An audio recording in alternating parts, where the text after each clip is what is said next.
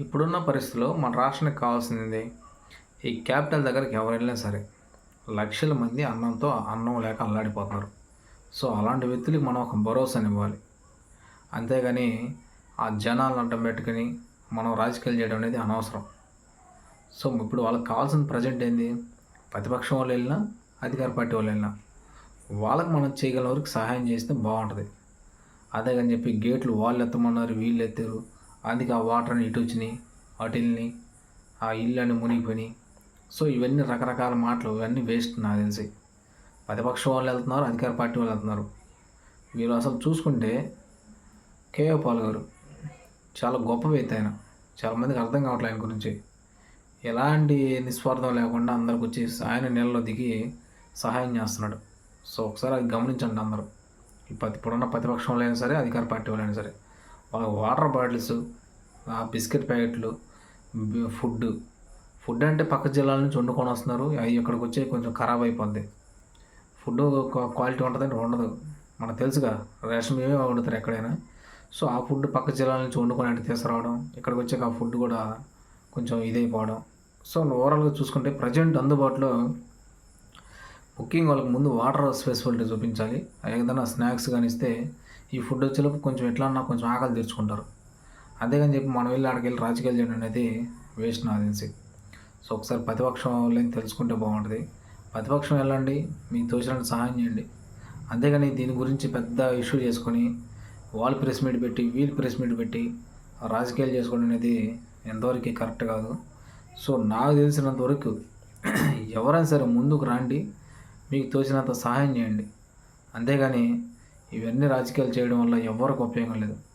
నేను అనుకున్నా ఇప్పుడు కూటమి వచ్చింది, మంచిగా రాజధాని డెవలప్ అయిపోద్ది, మన రాష్ట్రంలో ఉన్న లక్షల మంది యువత యువకులకు మంచిగా ఇక్కడ ఉద్యోగాలు చేసుకుని బతుకుతారు అనుకున్నాం.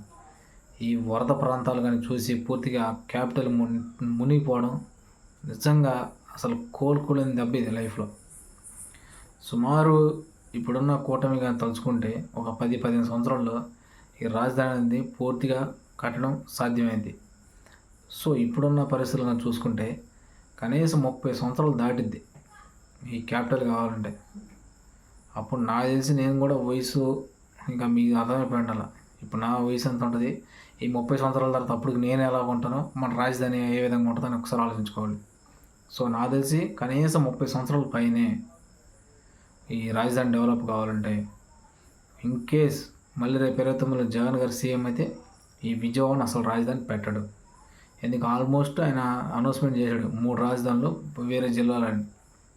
అసలు విజయవాడ అనేది ఆయన దృష్టిలో లేదు. నాకు తెలిసి విజయవాడ బట్టి పక్కన పెట్టేస్తాడు. కూరలో కొత్తిమీర, కరివేపాకు టైపులో విజయవాడని పెట్టేస్తాడు. అందుట్లో ఇప్పుడు ఈ వరద ప్రాంతం ఈ విధంగా రావడం, విజయవాడ పూర్తి స్థాయిలో కొట్టుకోపోయిందిగా.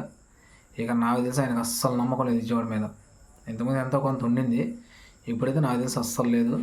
సో నెక్స్ట్ మటుకి మళ్ళీ కూటమి కానీ రాకపోతే 29లో మన రాష్ట్రం 30 కాదు ఇంకా 60 సంవత్సరాలు ఎన్నికపోద్ది. అది కూడా ఒకసారి ప్రజలు గమనించండి. ఇదే కూటమి కానీ 29లో మళ్ళీ కనిస్తే ఈ విజయవాడ ఎంతో కొంత బాగు చేసే అవకాశం ఉంటుంది. ఇన్ కేస్ మళ్ళీ వైసీపీ కానీ వస్తే 30+ మళ్ళీ 60 సంవత్సరాలు ఎన్నికపోద్ది. సో మన రాజధాని ఈరోజు ఇట్లా పూర్తిగా మునిగిపోవడం అందరికీ చాలా బాధాకరంగా ఉంది. సో సినిమా ఇండస్ట్రీ వాళ్ళు కూడా ముందుకు వచ్చి వాళ్ళకు వీలైనంత వరకు తోచినంత సహాయం చేస్తున్నారు. ఈ ప్రతిపక్ష వాళ్ళైనా సరే, కూటమిలో సరే, వీలైనంత వరకు మీరు చేయగలిగిన సహాయం చేయండి. అంతేగాని ఈ రాజకీయాలు మట్టి చేయొద్దు దయచేసి. ఎందుకంటే కొన్ని లక్షల మంది పేద ప్రజలు తినడానికి ఫుడ్ లేక, తాగడానికి వాటర్ లేక అల్లాడిపోతున్నారు. సో వాళ్ళకి ఏదైనా భరోసా నుంచి వాళ్ళకి కొంచెం ఫెసిలిటీ చూపించండి వీలైనంత వరకు. Thank you.